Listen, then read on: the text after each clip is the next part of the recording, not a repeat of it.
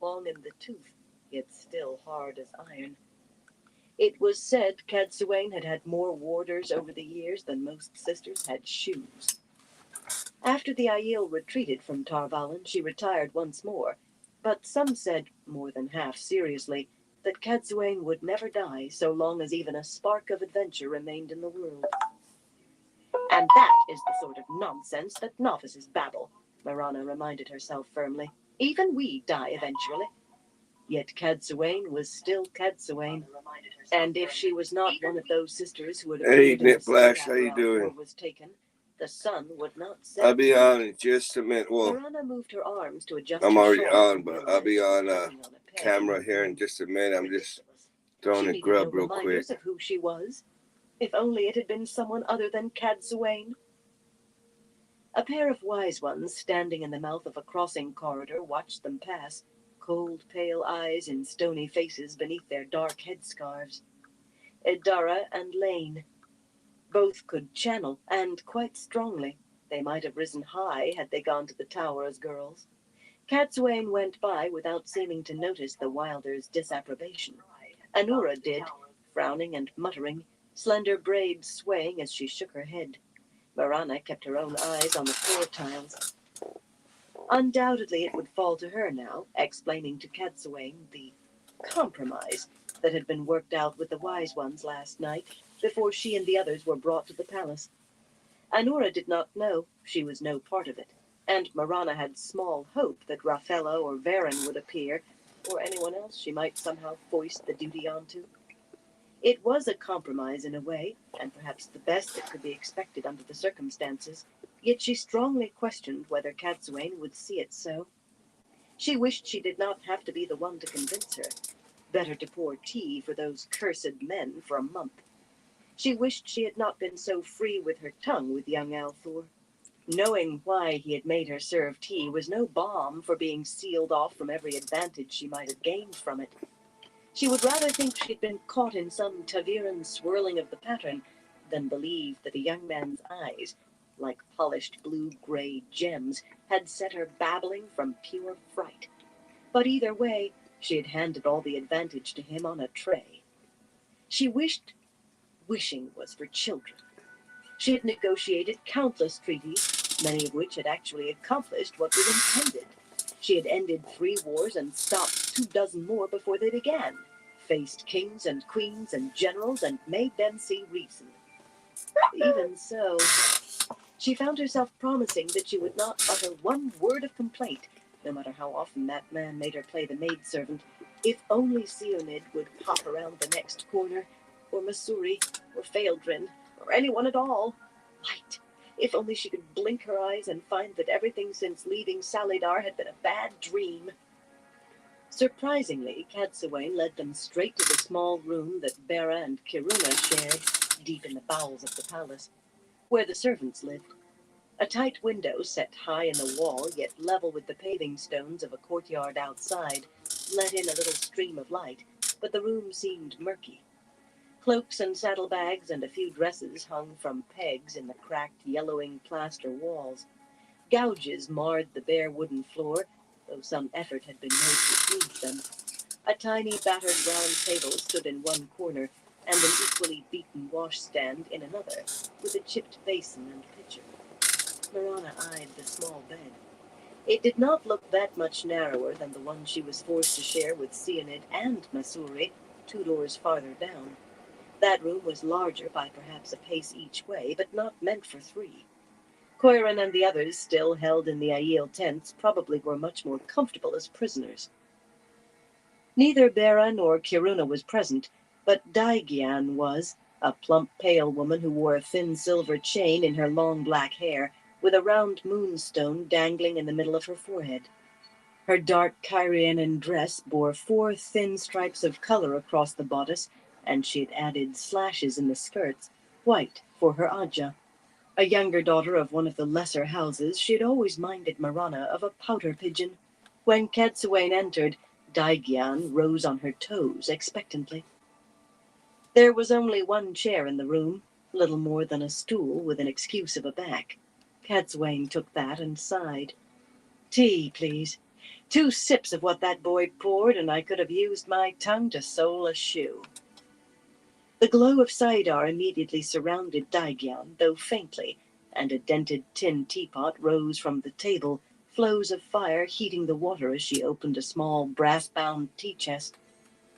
With no other choice for a place to sit, Marana settled onto the bed, adjusting her skirts and shifting on the lumpy mattress while she tried to order her thoughts. This might well be as important a negotiation as she had ever undertaken. After a moment, Anura joined her, perching on the lip of the mattress. "I take it by your presence, Marana," Cadsuane said abruptly. "The tales of the boys submitting to Elida are false. Don't look so surprised, child. Did you think I didn't know your associations?" She gave that word such a twist it sounded as filthy as any soldier's expletive. "And you, Anura?" "I'm here only to advise Berylane, though the truth of it is, she ignored my advice by coming in the first place." The Tarabona woman held her head up, voice confident. She was rubbing her thumbs for all she was worth, though. She could not do well at the negotiating table if she was that transparent. "For the rest," she said carefully, "I have reached no decision as yet." "A wise decision, that," Cadsuane murmured, with a pointed look at Marana. "It seems that in the last few years, far too many sisters have forgotten they possess brains, or discretion.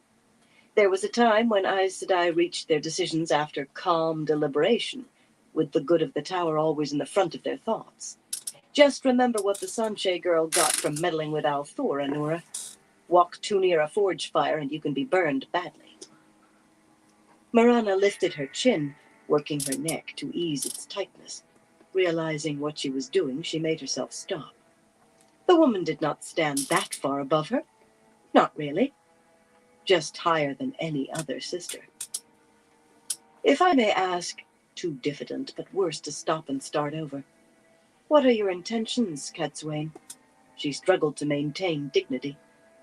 "Obviously you have been holding yourself aside until now. Why have you decided to approach Althor at this particular time? You were rather undiplomatic with him." "You might as well have slapped his face," Anura put in, and Marana colored. Of the 2 of them, Anura should have been having the harder time with Cadsuane by far, but she was not the one stumbling over her words. Cadsuane shook her head in pitying style. "If you want to see what a man is made of, push him from a direction he doesn't expect. There's good metal in that boy, I think, but he's going to be difficult."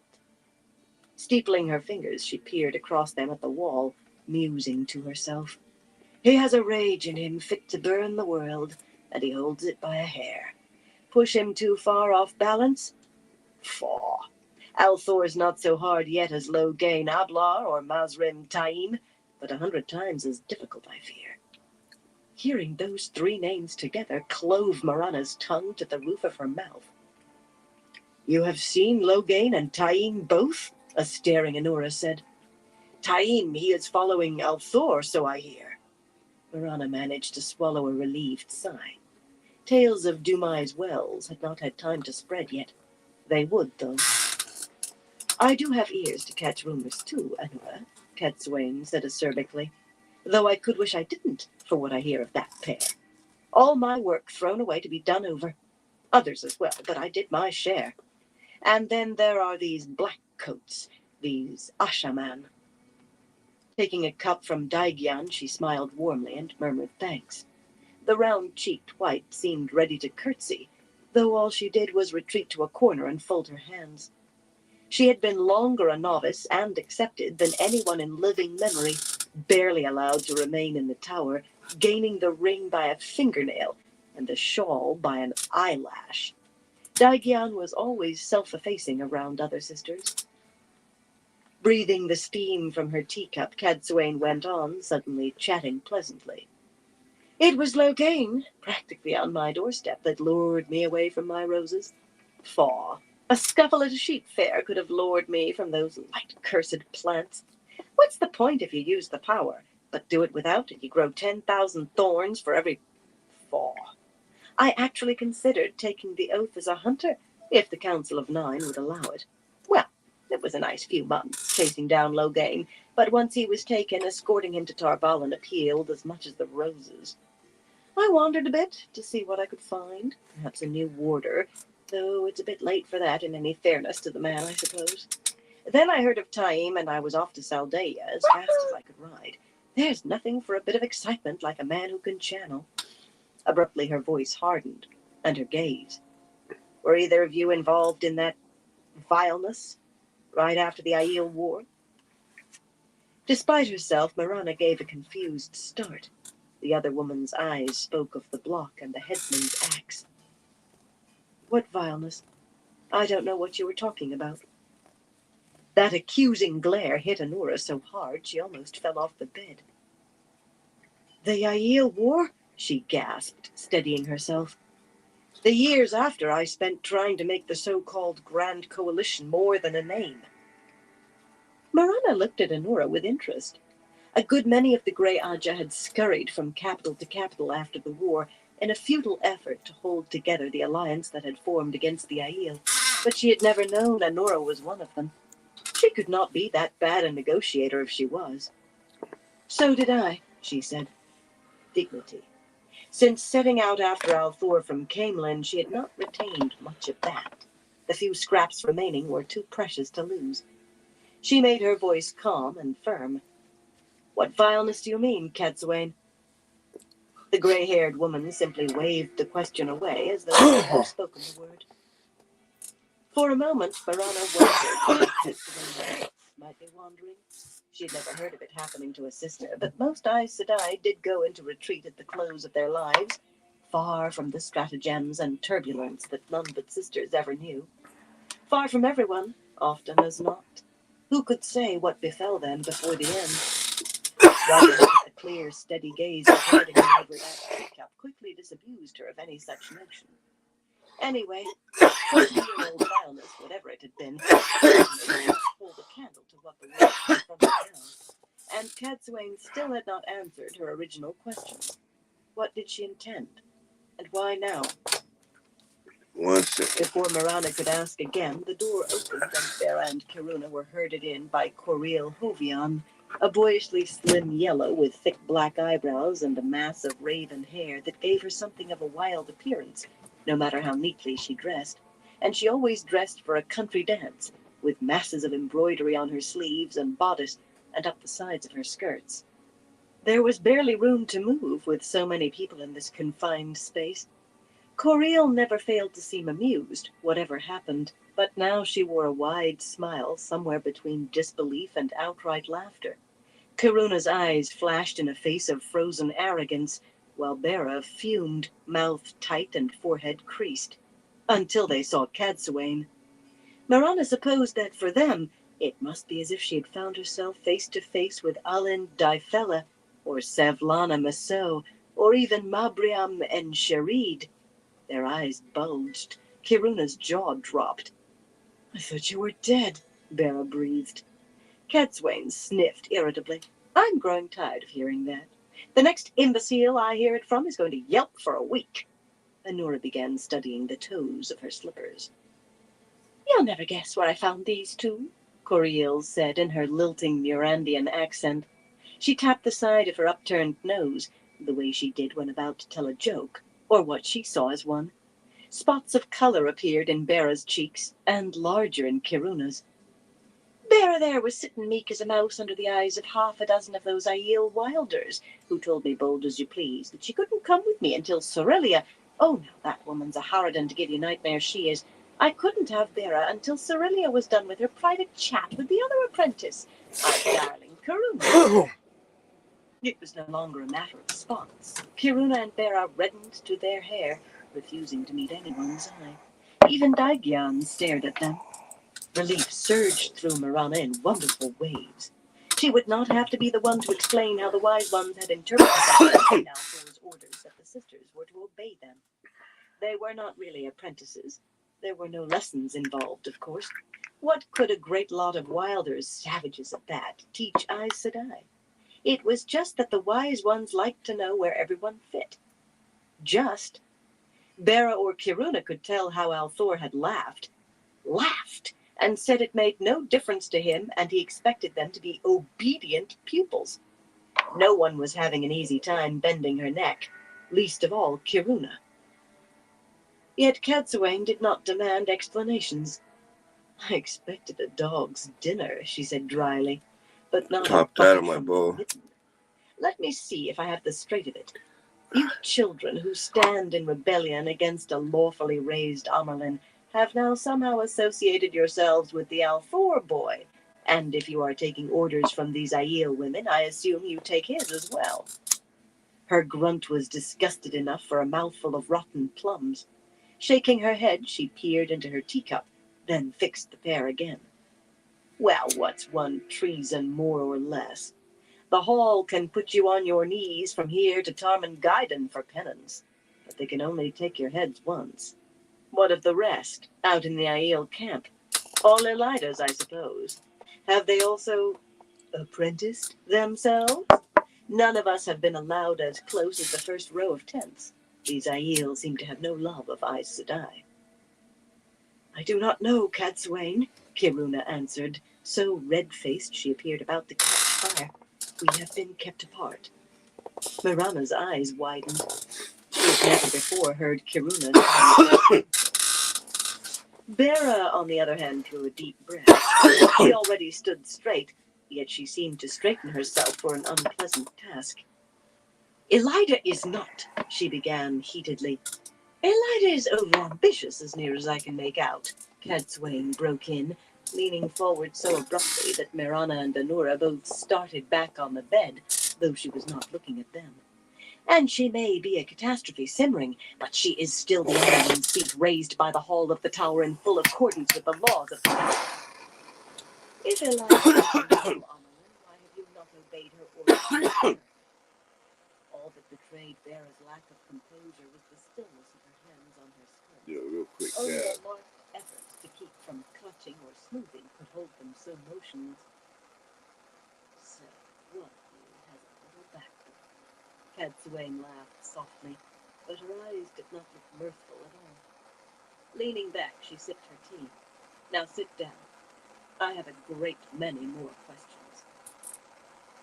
Mirana and Anura rose, offering their place on the bed, but Kiruna simply stood peering at Cadsuane worriedly, and Bera glanced at her friend, then shook her head. Coriel rolled her blue eyes, grinning broadly for some reason, but Cadsuane did not seem to care. Half the rumors I hear, she said, concern the Forsaken being loose. It would hardly be with all else. Do you have any evidence, for or against? Before very long, Mirana was glad to be sitting. Before very long, she knew what laundry felt, going through the laundress's mangle. Cadsuane did all the questioning, dodging from topic to topic, so you never knew what was coming next. Coriel held her peace, except for chuckling and shaking her head, and Daigyal, Mirana questioned her and Bera and Kiruna, yet Anura was certainly not speaking. Every time Berelane's advisor was asked, thinking she was in the clear, Cadsuane skewered her anew. The woman wanted to know everything, from the Althor boy's authority with the Aiel to why a seaboat's wave mistress was anchored in the river, from whether Moiraine truly was there, or rediscovered travel, or had any intention. What Cadsuane was impossible to say, except once, when she learned that Alana had bonded Althor and how. Her mouth compressed to a thin line and she frowned a hole through the wall, but while everyone else expressed disgust, Mirana thought of Cadsuane saying she had considered taking another warder herself. The answer was ignorance entirely too often to suit, but saying you did not know failed to quench Cadsuane's appetite. She required every last thread and particle you did know. Even if you did not know, you knew. You managed to keep a little back. Most of it had to be kept back. Yet a few surprising things came out that way. Some very surprising, even from Anura, who it turned out had been receiving detailed letters from Berelaine almost from the day the girl rode north. Cadsuane demanded answers, but gave none, and that worried Mirana. She watched faces grow defensive and apologetic, and wondered whether her own was the same. Cadsuane, she had to make one more effort. Cadsuane, why have you decided to take an interest in him now? An unblinking gaze met hers for a moment, then Cadsuane turned her attention to Bera and Kiruna. So they actually managed to kidnap him right out of the palace, the gray-haired woman said, holding out her empty cup for Daigyan to refill. No one else had been offered tea. Cadsuane's expression and tone were so neutral that Marana wanted to tear her own hair. Althor would not be pleased if he learned Kiruna had revealed the kidnapping, however inadvertently. Cadsuane used any slip of your tongue to pry out more than you meant to say. At least the details of his treatment had not come out. He had made plain how displeased he would be if that happened. Marana thanked the light that the woman was not staying with any one subject for long. You are sure it was Taim? And you are sure these black coats didn't arrive on horses? Bera answered reluctantly, and Kiruna sullenly. They were as certain as they could be. No one had actually seen the Ashaman come or depart, and the hole that brought them all here could have been made by Althor, which did not satisfy at all, of course. Think! You aren't silly girls any longer, or shouldn't be. Faugh! You must have noticed something. Marana felt ill. She and the others had spent half the night arguing over what their oath meant before deciding it meant exactly what they had said, with no loopholes to wriggle through. At last, even Kiruna conceded that they must defend and support Althor as well as obey, that standing aside in the slightest was not permitted. What that might mean when it came to Elida and the sisters loyal to her really concerned no one. At least, no one admitted any concern. The mere fact of what they had decided was stunner enough. But Marana wondered whether Bera or Kiruna had yet realized what she had. They might just find themselves opposing a legend, not to mention whatever sisters besides Coril and Daigyan had chosen to follow her. Worse. Cadsuane's eyes rested on her for a moment, giving away nothing, demanding everything.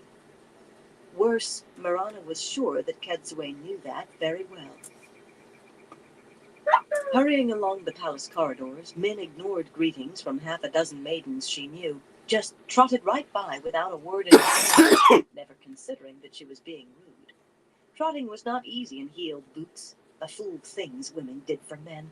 Not that Rand had asked her to wear the boots, but she put them on the first time with him in mind, and she had seen him smile. He liked them. Light, what was she doing thinking about boots? She should never have gone to Kola Bair's apartments. Shivering, blinking back unshed tears, she began to run.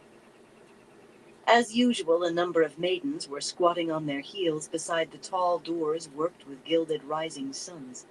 Their shufa hung about their shoulders, and their spears lay across their knees, yet there was nothing casual about them. They were leopards, waiting for something to kill. Usually maidens made Min uneasy, for all they were friendly enough. Today she would not have cared if they were veiled. He's in a foul temper, Rialin warned, but made no move to stop her. Min was one of the few allowed to enter Rand's presence without being announced. She straightened her coat and tried to settle herself. She was not sure why she had come, except that Rand made her feel safe. Burn him! She had never needed anyone to feel safe before. Just inside the room, she stopped, aghast. The pushed the door shut behind her. The place was a shambles. A few glittering shards clung to some of the mirror frames, but most of the glass lay scattered across the floor. The dais was on its side.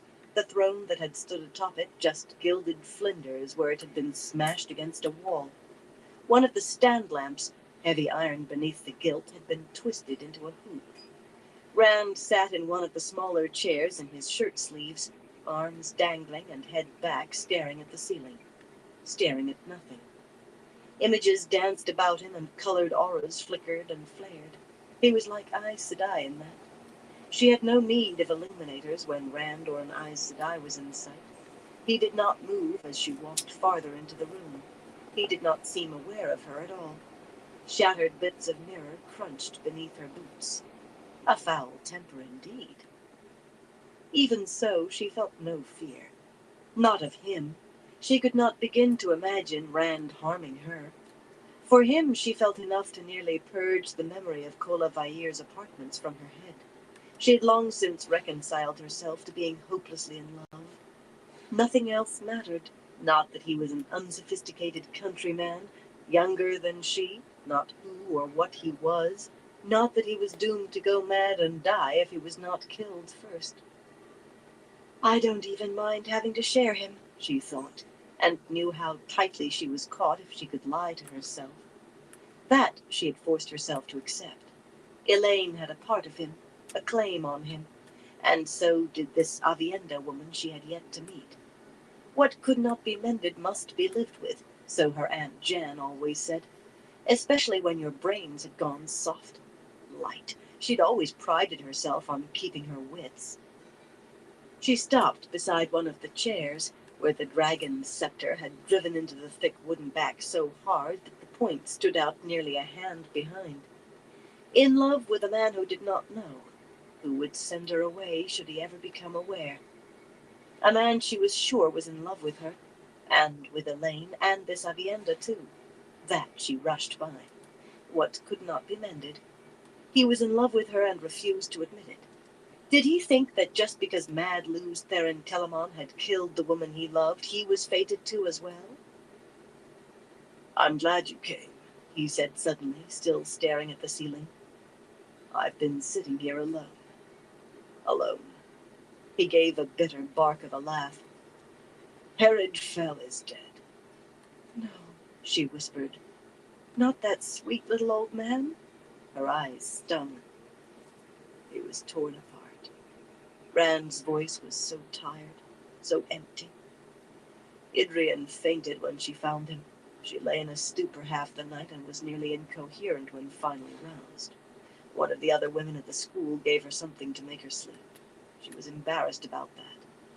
When she came to me, she started crying again, and it had to be Shadow's fault. What else could tear a man limb from limb? Without raising his head, he smacked a fist down on the chair arm so hard the wood creaked. But why? Why was he killed? What could he have told me? Min tried to think. She truly did. Master Fell was a philosopher.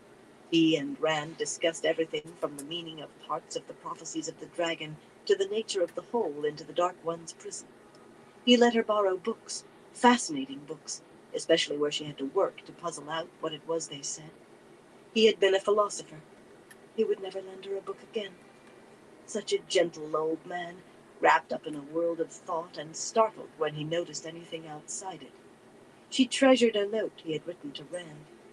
He had said she was pretty, that she distracted him, and now he was dead. Light. She had had too much of death. I shouldn't have told you. Not like that. She gave a start. She had not heard Rand cross the room. His fingers brushed her cheek, wiping away tears. She was crying. I'm sorry, Min, he said softly. I am not a very nice person anymore. A man is dead because of me, and all I can do is worry why he was killed. Flinging arms around him, she buried her face against his chest. She could not stop crying. She could not stop trembling. I went to Kola Vair's apartments. Images flashed in her head. The empty sitting room, all the servants gone, the bedchamber. She did not want to remember, but now she'd begun, she could not stop the words tumbling out. I thought, since you'd exiled her, maybe there was some way around the viewing I had of her. Kola Vair had been wearing what must have been her finest gown, dark silk that glistened, with falls of delicate aged ivory Sovara lace. I thought for once it didn't have to be that way. You're ta'veren. You can change the pattern. Kola Vair had donned a necklace and bracelets of emeralds and fire drops, and rings with pearls and rubies, surely her best pieces, and yellow diamonds had been arranged in her hair, a fair imitation of the crown of Kyrian. Her face. She was in her bedchamber, hanging from one of the bedposts. Bulging eyes and protruding tongue in a blackened, swollen face. toes a foot above the overturned stool. Sobbing helplessly, Min sagged against him. His arms went around her slowly, gently. Oh, Min, you have more pain than pleasure from your gift. If I could take your pain, I would, Min. I would. Slowly it penetrated that he was trembling too. Right. He tried so hard to be iron, to be what he thought the dragon reborn must, but it cut him when somebody died because of him.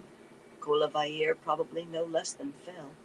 He bled for everyone harmed, and tried to pretend he did not. Kiss me, she mumbled. When he did not move, she looked up. He blinked at her uncertainly, eyes now blue, now gray, a morning sky. I'm not teasing. How often had she teased him, sitting on his lap, kissing him, calling him sheep herder because she dared not say his name for fear he might hear the caress. He put up with it because he thought she was teasing and would stop if she believed it did not affect him. Ha! Aunt Jan and Aunt Rana said you should not kiss a man unless you intended to marry him, but Aunt Myron seemed to know a little more of the world. She said you should not kiss a man too casually because men fell in love so easily. I'm cold inside, sheep herder. Colavaier and Master Fell. I need to feel warm flesh. I need... Please? His head lowered so slowly. It was a brother's kiss at first, mild as milk water, soothing, comforting. Then it became something else. Not at all soothing. Jerking upright, he tried to pull away. Min, I can't. I have no right. Seizing 2 handfuls of his hair, she pulled his mouth back down, and after a little while he stopped fighting.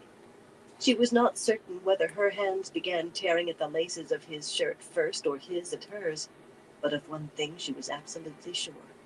If he even tried to stop now, she was going to fetch one of Rialin's spears, all of them, and stab him. On her way out of the Sun Palace, Cadsuane studied the Aiel wilders she saw as well as she could without being obvious. Coriel and Daigyan followed in silence. They knew her well enough by now not to disturb her with chatter, which could not be said of all those who paused a few days at Aralin's little palace before she sent them on. A great many wilders, every one staring at the Aes Sedai as if at flea-ridden curs covered with running sores, tracking mud over a new rug. Some people looked at Aes Sedai with awe or adoration, others with fear or hate. But Cadsuane had never seen contempt before, not even from white cloaks. Even so, any people who produced so many wilders should be sending a river of girls to the tower. That would have to be seen to eventually, and to the pit of doom with custom if need be, but not now. The al'Thor boy needed to be kept intrigued enough that he allowed her near him, and off balance enough that she could nudge him where she wanted without him realizing. One way or another, anything that might interfere with that must be controlled or suppressed. Nothing could be allowed to influence him or upset him in the wrong way. Nothing. The shiny black coach was waiting in the courtyard behind a patient team of 6 matched greys. A serving man rushed to open the door, painted with a pair of silver stars atop red and green stripes, bowing to the 3 of them till his bald head was nearly level with his knees. He was in shirt sleeves and breeches. Since coming to the Sun Palace, she had not noticed anyone in livery yet, except a few wearing Dobrain's colors. No doubt the servants were unsure what to wear and afraid to make a mistake. I may skin Elida when I can lay hands on her, she said as the coach lurched into motion. That fool child has made my task nearly impossible. And then she laughed so abruptly that Daigyan stared before she could control her eyes. Coriel's smile widened in anticipation. Neither understood, and she did not try to explain. All of her life, the fastest way to interest her in anything had been to tell her it was impossible. But then, over 270 years had passed since she last encountered a task she could not perform. Any day now might be her last, but young al'Thor would be a fitting end to it all. Chapter 20. Patterns within patterns. Contemptuously, Savannah studied her dusty companions, seated in a circle with her in the small clearing. The nearly leafless branches overhead provided a bit of cool shade, and the place where Randall Thor had hurled death lay more than 100 miles to the west. Yet the other women's eyes shifted with an air of looking over shoulders. Without sweat tents, none had been able to clean herself properly, no more than a hasty washing of face and hands at day's end. 8 small silver cups, all different, sat by her side on the dead leaves, and a silver pitcher filled with water that had been dented in the retreat. Either the Karakarn is not following, she said abruptly, or he has been unable to find us.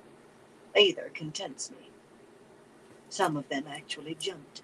Tian's round face paled, and Modara patted her shoulder. Modara would have been pretty if she was not so tall, if she did not always try to mother everyone within reach. Alaris became much too intent on straightening skirts already neatly spread around her, attempting to ignore what she did not want to see. Mara's thin mouth drew down, but who could say whether for the other's open fear of the Karakarn or her own? They had reason to be afraid. 2 full days since the battle, and fewer than 20,000 spears had grouped around Savannah. Tharava and most of the wise ones who had been to the west were still absent, including all the rest who were tied to her. Some of the missing surely were making their way back to Kinslayer's dagger, but how many would never again see the sun rise? No one remembered such a slaughter, so many dead in so short a time.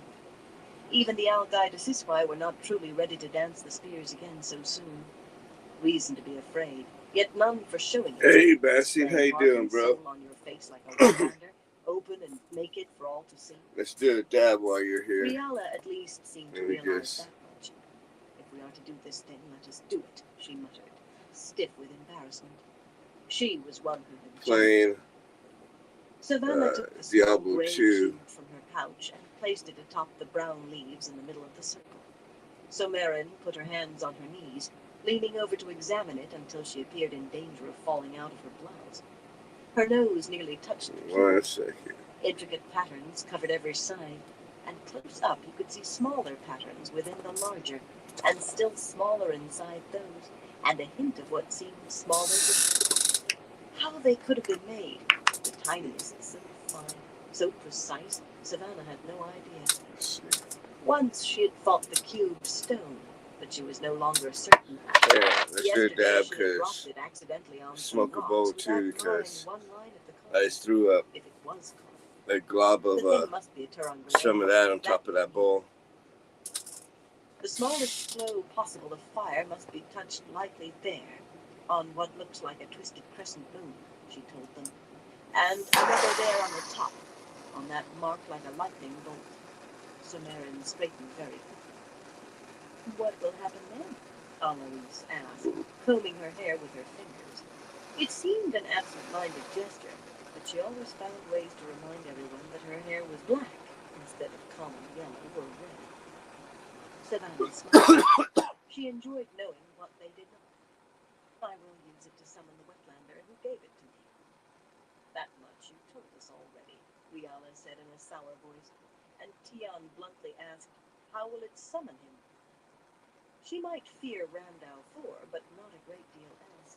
Certainly not Savannah. Belinda lightly stroked the cube with one bony finger, her sun-bleached eyebrows drawn down.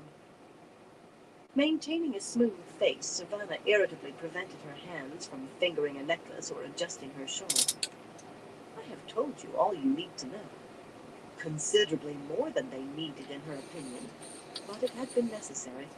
Otherwise, they would all be back with the spears and the other ones eating hard bread and or rather, they would all move eastward, watching for other survivors, watching for any signs.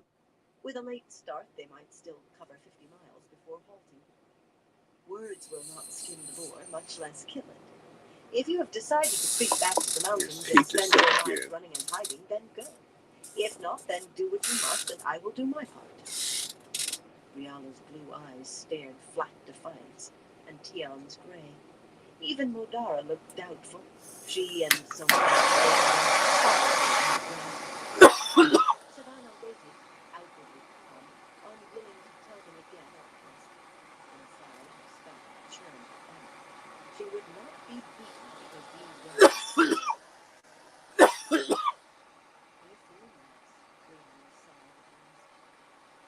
seemingly absent Diana, she resisted most often, but Savannah had hope for her. The spine that refused to bend at all was often the most malleable once it gave way. That was true for women as men.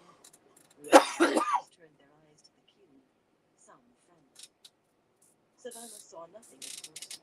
In fact, she realized that if they did nothing, they could claim the cube failed to work and she would never know. Abruptly, though, Sumerian bit us, and the pair whispered, "It draws more. Fire there, and earth and air and spirit.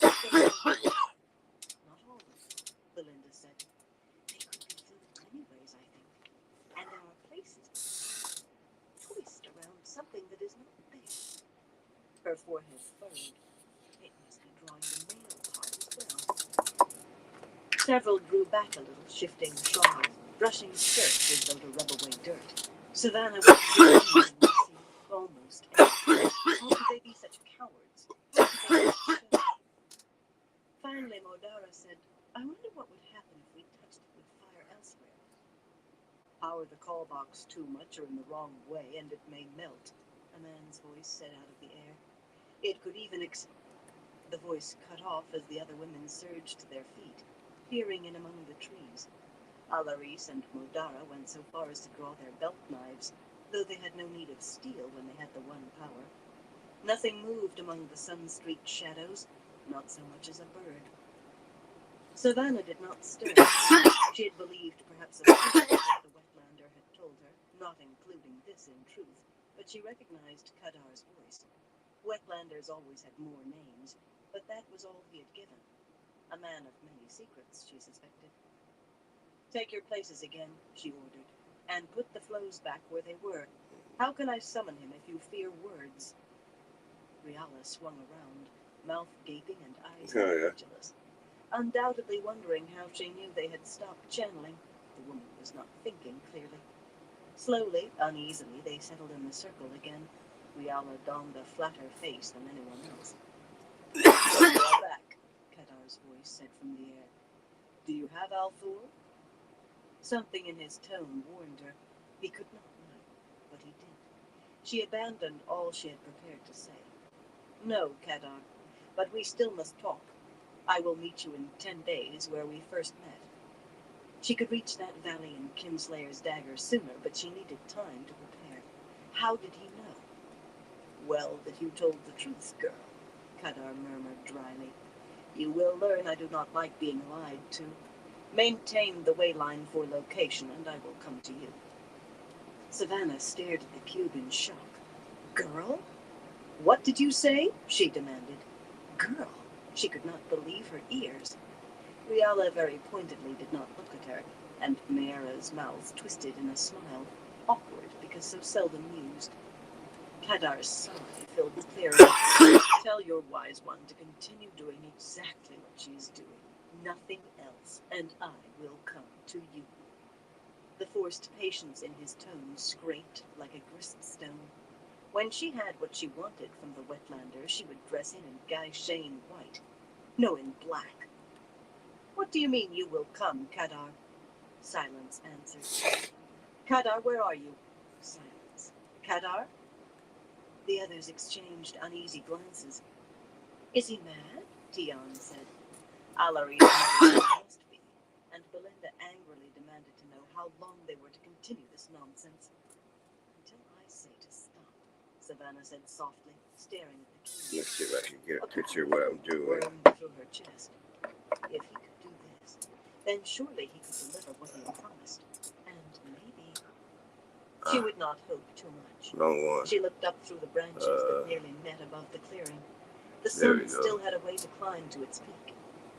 "If he has not come by midday, we will go." It was too much to expect they would not run. That's what I'm doing right now. "So we sit here like stones?" Alaris tossed her head in a practiced way, sweeping all of her hair over one shoulder. "For a Wetlander?" "Whatever he promised you, Savannah," Riala said with a scowl, "it cannot be worth this." "He is mad," Tian growled. Modara nodded toward the cube. "What if he can still hear?" Tian sniffed dismissively, and Sumeran said, We care if a man hears what we say, but I do not relish waiting for him. What if he is like those wetlanders in black coats? Belinda compressed her lips till they nearly matched Mayra's. Do not be ridiculous, Alarie sneered. Wetlanders kill such men on sight. Whatever the Algaida Siswai claimed, that must have been the work of the Aes Sedai and Randall Thor. That name produced a pained silence, but it did not last. Kadar must have a cube like this one, Belinda said. He must have a woman with the gift to make it work. An Aes Sedai? Riala made a noise of disgust in her throat. If there are 10 Aes Sedai with him, let them come. We will deal with them as they deserve. Mayra laughed, a dry sound as narrow as her face. I think you almost begin to believe they did kill Dysane. Watch your tongue, Riala snarled. Yes, Somarin murmured anxiously. Careless words might be heard by the wrong ears. Tion's laugh was short and unpleasant. The lot of you has less courage than one wetlander. Which made Somarin snap back, of course, and Modara too, and Mayra spoke words that would have brought a challenge had they not been wise ones, and Alarie spoke harsher, and Belinda. Their squabbling irritated Savannah, though it guaranteed they would not conspire against her. But that was not why she raised a hand for silence. Riala frowned at her, opening her mouth, and in that moment they heard... Hey, Gear Changer, how you doing, bro? Dead leaves among the trees. No Aiel would make so much noise, even if any would approach wise ones. Hell yeah, bro. That's and appreciate no it. would come so near. Hope you enjoyed the This time barbecue. she rose to her feet with the others. Since you're Two here, shapes appeared, gives me a man and reason woman, or an breaking enough excuse branches underfoot to for do waste. another dab. Just short of the clearing, they stopped, and the man bent his head slightly I'm to speak in to between them. doing this It was and heavy, in a doing nearly a little bit of black coat gaming with too. his neck and wrists. At least he did not wear a sword. They seemed to be arguing. Savannah should have been able to hear something of their words, yet the silence was complete. He stood nearly a hand taller than Modara, tall for a wetlander, or even for an Aiel, and the woman's head reached no higher than his chest. As dark of face and hair as he, and beautiful enough to tighten Savannah's mouth, she wore bright red silk, cut to expose even more of her bosom than Somarin showed. As if thinking of the woman called her, Somarin drew close to Savannah. The woman has the gift, she whispered without taking her eyes from the pair. She weaves a barrier. Pursing her lips, she added reluctantly, she is strong, very strong. From her, that meant something indeed. Savannah had never been able to understand why strength and the power did not count among wise ones, while being thankful that it did not. But Somarin confessed that she had never encountered a woman as strong as she. By her tone, Savannah suspected this woman was stronger. Right then, she did not care whether the woman could move mountains or barely light a candle. She must be Aes Sedai. She did not have the face, yet some Savannah had seen did not. That Kadar could put his hand on fire. That was how he could find them and come. So soon, so quickly. Possibilities unfolded and hope grew. But between him and her, who commanded? Stop channeling into that, she ordered. He might still be able to hear through it. Riale gave her a stop short of pity. Somarin already did, Savannah. Nothing could spoil her mood. She smiled and said, very well. Remember what I said. Let me do all of the talking. Nodded. Riala sniffed. Savannah kept her smile. A wise one could not be made Gaishan, but so many worn-out people set aside already that others might follow. Kadar and the woman started forward, and Somarin whispered again. No, I always try to enjoy it. Sit next to me, Savannah told her hastily. Touch my leg if she channels. How that galled, but she must know. She sat, folding her legs under, and the others joined her, leaving a space for Kadar and the woman. Somarin sat close enough that their knees touched. Savannah wished she had a chair. I see you, Kadar, she said formally, in spite of his insult. You and your woman. She wanted to see how the Aes Sedai reacted, but all she did was arch an eyebrow and smile lazily. Her eyes were as black as his, as black as a raven's. The other wise ones let a little coldness show. Had the Aes Sedai at the wells not allowed Rand al'Thor to break free, they surely would have killed or captured every one. This Aes Sedai must be aware of that, since Kadar plainly knew what had happened. Yet she looked anything but afraid. "This is Mysia," Kadar said, lowering himself to the ground, a little short of the space left for him. For some reason he did not like to come within arm's reach. Perhaps he feared knives. "I told you to use a single wise one, Savannah, not 6. Some men might be suspicious." For some reason he seemed amused. The woman, Mysia, paused in the act of smoothing her skirts under when he gave her name, glaring at him with a fury that should have stripped his hide away. Perhaps she had thought to keep her identity hidden. She said nothing, though. After a moment she sat beside him, her smile returning so suddenly it might never have gone. Not for the first time, Savannah was thankful that Wetlanders wore their emotions on their faces. "You have brought the thing that can control Rand al'Thor?" She did not even glance at the pitcher of water. When he was so rude, why should she continue the forms? She did not remember him being so when they met before. Perhaps the Aes Sedai emboldened him. Kadar gave her a quizzical look. "Why, when you do not have him?" "I will," she said levelly, and he smiled. So did Mysia. "When you do, then?" His smile shouted of doubt and disbelief. The woman's mocked. A black robe could be found for her, too. "What I have will control him once he is taken, but it cannot overcome him. I won't risk him finding out about me until you have him secure." He did not appear shamed in the slightest by the admission.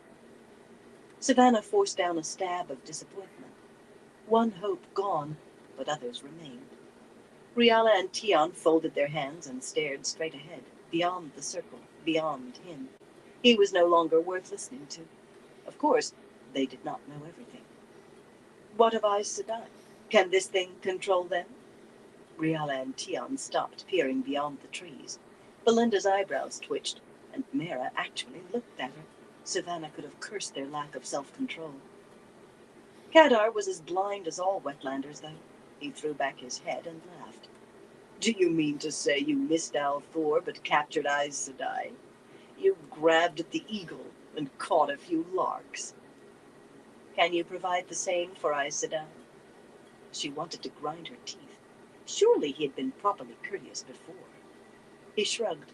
"Perhaps, if the price is right." It was dust to him, of no moment. For that matter, Mysia showed no concern either. Strange, if she was Aes Sedai, but she must be. "Your tongue tosses bright colors on the wind, Wetlander," Tion said in a flat voice. "What proof of them have you?" For once, Savannah did not mind that she had spoken out of turn. Kadar's face tightened for all the world as if he were a clan chief, as if he had heard the insult. But in an instant he was all smiles once more. "As you wish. Mysia, play with the call box for them." So Meryn shifted her skirts, pressing her knuckles against Savannah's thigh as the gray cube rose a pace into the air. It bounced back and forth as though tossed from hand to hand, then tilted and spun on one corner like a top, faster and faster until it blurred. "Would you like to see it balance on her nose?" Kadar asked with a toothy grin. Tight-eyed, the dark woman stared slowly, her smile clearly forced now. "I think I have demonstrated quite enough, Kadar," she said coldly. But the cube, the call box, continued whirling. Savannah waited a slow count of 20 before saying, "That is sufficient." "You may stop now, Mysia," Kadar said. "Put it back where it was." Only then did the cube slowly descend, nestling gently on its original spot. Dark as she was, the woman looked pale and furious. Had she been alone, Savannah would have laughed and danced. As it was, she had difficulty maintaining a smooth face. Rhianna and the others were too busy staring disdainfully at Mysia to notice.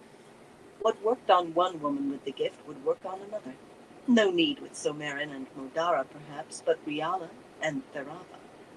She could not appear too eager, not when the others knew there were no Aes Sedai captives. Of course, Kadar went on, it will take a little time to provide you with what you wish. He took on a sly look, trying to hide it. Perhaps another Wetlander would not have seen. I warn you, the price will not be small. In spite of herself, Savannah leaned forward. And the way you traveled here so quickly. How much to make her teach us that? She managed to keep eagerness from her voice, but she was afraid the contempt she felt came through. Wetlanders would do anything for gold. Perhaps the man heard it. His eyes certainly widened in surprise before he could regain control, such as it was. He studied his hands, and his mouth curled faintly. Why should his smile seem pleased? That is not something she does, he said in a voice as smooth as his palms. Not by herself. It is like the call box. I can provide you with several, but the price of those is even higher. I doubt what you've gleaned from Cairhien will be enough. Fortunately, you can use the traveling boxes to take your people to richer lands. Even Mara was hard-pressed to keep her expression from becoming too avid. Richer lands, and no need to make a way through those fools following Rand al'Thor. Tell me more, Savannah said coolly. Richer lands might be of some interest. Not enough to make her forget the Karakarn, though. Kadar would give her everything he had promised before she declared him Datsang. As well that he seemed to like wearing black. There would be no need to give him any gold then. The Watcher ghosted through the trees, making no sound. It was wonderful what you could learn with a call box, especially in a world where there seemed to be only two others. That red dress was easy to follow, and they never looked back even to see whether some of those so-called Aiel were trailing them. Grendel maintained the mask of mirrors that hid her true form, but Samael had dropped his, golden-bearded again, and just head and shoulders taller than she. He had let the link between them dissolve too. The Watcher wondered whether that was wise under the circumstances. He'd always wondered how much of Samael's vaunted bravery was really stupidity and blindness. But the man did hold saidin. Perhaps he was not completely unaware of his danger. The Watcher followed and listened. They had no idea. The true power, drawn directly from the Great Lord, could neither be seen nor detected except by who wielded it. Black flecks floated across his vision. There was a price, to be sure, one that grew with each use. He had always been willing to pay the price when it was necessary. Being filled with the true power was almost like kneeling beneath Shale Ghul, basking in the Great Lord's glory. The glory was worth the pain. Of course I've had to have you with me, Samael growled, stumbling over a dead vine. He had never really been at home away from the cities. You answered 100 questions for them just being there. I can hardly believe that silly girl herself actually suggested what I wanted. He barked a laugh. Perhaps I'm ta'veren myself. A branch that partially blocked Grendel's path flexed away until it snapped with a sharp crack. For a moment, it hung in the air as if she intended to strike her companion. That silly girl will cut out your heart and eat it, given half a chance. The branch flew aside. I have a few questions of my own. I never thought you would keep your truce with al'Thor any longer than you must. But this... The Watcher's eyebrows rose. A truce? A claim as risky as it was false, by all evidence. I didn't arrange his kidnapping. Samael gave her what he probably thought was a wry look. His scar made it more a snarl. Mersana had a hand in it, though. Maybe Dimandred and Cimarag as well, despite how it ended. But Mersana certainly. Perhaps you ought to reconsider what you think the Great Lord means about leaving al'Thor unharmed. Grendel considered that, so much so that she tripped. Samael caught her by the arm, keeping her on her feet, but as soon as she regained her balance, she jerked free. Interesting, even given what had happened back in that clearing. Grendel's real interest was always the most beautiful, plucked from among the most powerful. But she would have flirted, just to pass an hour, with a man she intended to kill, or one who wanted to kill her. The only men she never flirted with were those of the chosen who stood above her for a time. She never accepted being the lesser of any pair. Then why continue with them? Her voice dripped molten lava, although normally she had exquisite control over her emotions. Althor in Mesaana's hands is one thing. Althor in this savage's is something else. Not that you'll have much chance at him if you really intend sending them off to loot. Traveling boxes? What is your game there? Do they hold captives? If you think I will teach them compulsion, erase it from your mind. One of those women was not negligible. I will not risk strength and skill residing together in her, or in someone she teaches. Or do you have a binder hidden away with your other toys? For that matter, where were you earlier? I do not like having to wait. Samael stopped, glancing behind them. The Watcher stood very still. Swathed in fan cloth, except for his eyes, he had no worry that he would be seen. Over the years, he had learned expertise in many areas Samael scorned. In some he favored, too. The gateway opening suddenly, slicing away half of a tree, made Grendel jump. The split trunk leaned drunkenly. Now she also knew Samael held to the source. Do you think I was telling them the truth? Samael said mockingly. Small increases in chaos are as important as large. They will go where I send them, do as I wish, and learn to be satisfied with what I give them. As will you, Macia. Grendel let her illusion fade and stood golden-haired as he, as fair as she had been dark. If you call me that again, I will kill you. Her voice held even less expression than her face. She meant it. The Watcher tensed. If she tried, one of the two would die. Should he interfere? Black flecks sped across his eyes.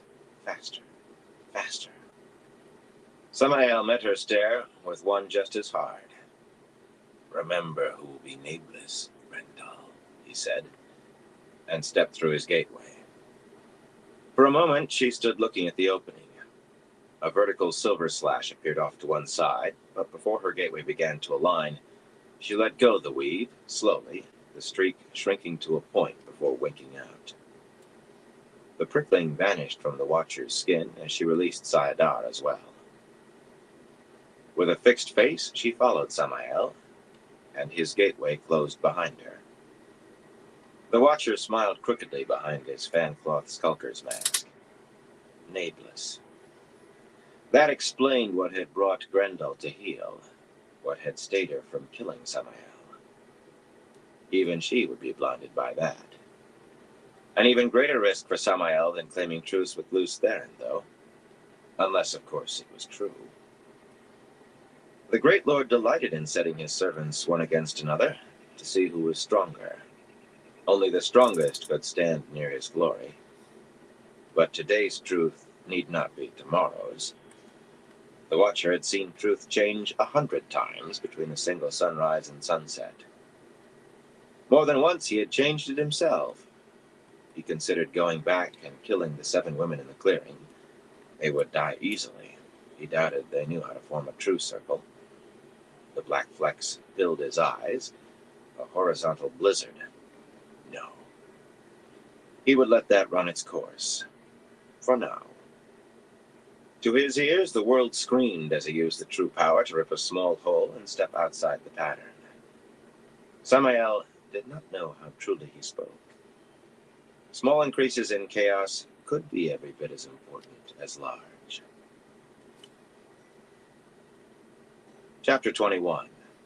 Swovan Night. Night came slowly over Ebudar, the glow of the white buildings resisting darkness. Small knots and bunches of Swovan Night revelers with little sprigs of evergreen in their hair danced in the streets beneath the bright 3/4 moon few carrying so much as a lantern as they gamboled to the music of flutes and drums and horns that drifted from inns and palaces, dancing their way from one set of festivities to another. But for the most part, the streets lay empty. A distant dog barked, and another, closer, answered furiously until it suddenly yelped and fell silent. Balanced on his toes, Matt listened, eyes searching the moon shadows. Only a cat moved, slinking along the street. The slap of running bare feet faded. The owner of one pair should be staggering, and the other bleeding. As he bent, his foot kicked a club as long as his arm on the paving stones. Heavy brass studs shone in the moonlight. That would have broken his skull for sure. Shaking his head, he wiped his knife on the ragged coat worn by the man at his feet. Open eyes stared at the night sky from a dirty, creased face. A beggar, by the look and smell of him. Matt had not heard of beggars attacking people, but maybe times were harder than he thought. A large jute sack lay near one outstretched hand. The fellows certainly had been optimistic about what they would find in his pockets. The thing could have covered him from head to knees. To the north, above the city, light suddenly burst in the sky with a hollow boom as glittering streaks of green expanded in a ball, and then another eruption showered red sparkles through the first, then a blue and a yellow. Illuminator's night flowers, not as spectacular as they would have been in a moonless, cloudy sky, yet still they took his breath. He could watch fireworks till he fell over from hunger. Nelesian had spoken of an illuminator. Why, was that only this morning? But no more night flowers came. When illuminators made the sky bloom, as they said, they planted more than 4 flowers. Plainly someone with coin had made a purchase for Swovan night. He wished he knew who. An illuminator who would sell night flowers would sell more than that. Slipping the knife back up his sleeve, he gathered his hat from the pavement and walked away hurriedly, his boots echoing, a sound empty as the street. Most shuttered windows here showed not a glimmer of light. A better place for murder probably could not be found in the city. The entire encounter with the 3 beggars had lasted only a minute or 2, and had been seen by no one. In this city you could find 3 or 4 fights in a day if you were not careful, but the odds of facing 2 sets of robbers in one day seemed about as great as the odds of the civil guard refusing a bribe. What was happening to his luck? If only those bloody dice would stop rolling in his head. He did not run, but he did not dawdle either. One hand on a hilt beneath his coat, and an eye open for anyone moving in the shadows. He saw nothing but a few clumps of people cavorting along the street, though. In the common room of the Wandering Woman, the tables had been cleared away except for a few near the walls. The flutists and the drummer made shrill music for 4 laughing lines of people doing what appeared to be half pattern dance and half jig. Watching, he copied a step. Outland merchants in fine woolens leaped right along with locals in brocaded silk vests or those useless coats slung on their shoulders. He marked out 2 of the merchants for the way they moved, one slender and one not, yet both with a light grace, and several local women wearing their best, the deep necklines outlined by a little lace or a great deal of embroidery, but none in silk. Not that he would refuse to dance with a woman in silk, of course. He never turned down a dance with any woman of any age or station. But the rich were in the palaces tonight, or the homes of the wealthier merchants and moneylenders. Those folk near the walls, catching their breath for the next dance, had their faces buried in mugs as often as not, and were snatching fresh mugs from trays carried by scurrying serving women. Mistress Annan would likely sell as much wine tonight as in an ordinary week. Ale, too. The local folk must have no taste to their tongues. Trying another step of the dance, he caught Kyra as she tried to hurry by with a tray, pitching his voice loud above the music to ask a few questions, and finishing with an order for his dinner. Gilded fish, a tangy dish that Mistress Annan's cook prepared to perfection. A man needed his strength to keep up in the dance. Kyra flashed a sultry smile at a fellow in a yellow vest who grabbed a mug from her tray and dropped his coin on it. But for once, she had no smile for Matt. In fact, she managed to compress her mouth to a thin line, no small feat. "Your little rabbit, am I?" With a telling sniff, she went on impatiently. "The boy is tucked into his bed where he should be, and I don't know where Lord Nalesian is, or Harnan, or Master Vannon, or anybody else. And cook says she won't fix anything but soup and bread for those as are drowning their tongues in wine. Though why my lord wants gilded fish when he has a gilded woman waiting in his room, I'm sure I couldn't say. If my lord will excuse me, some people need to work for their crust." She swooped away, proffering her tray, and smiling fit to split her face at every man in sight. Matt frowned after her. A gilded woman? In his room? The chest of gold rested now in a small hollow beneath the kitchen floor, in front of one of the stoves, but the dice in his head drummed like thunder suddenly. The sounds of merriment faded a little as he slowly climbed the stairs. In front of his door he paused, listening to the dice. 2 attempts to rob him so far today. Twice his skull could have been broken. He was sure that dark friend had not seen him, and no one could call her gilded, but... He fingered a hilt under his coat, then took his hand away as a woman flared into his thoughts. A tall woman, falling with the hilt of a knife protruding between her breasts. His knife. Luck would just have to be with him. Sighing, he pushed open the door. The hunter that Elaine had made her warder turned, hefting his unstrung Two Rivers bow, her golden braid drawn over her shoulder. Her blue eyes fastened on him purposefully, and her face fixed itself in determination. She looked ready to drub him with the bow if she did not get what she wanted. "If this is about Alvar," he began, and suddenly a twist of memory unfolded. A mist thinned over one day, 1 hour in his life. There was no hope. With Seanchan to the west and White Cloaks to the east, no hope and only one chance.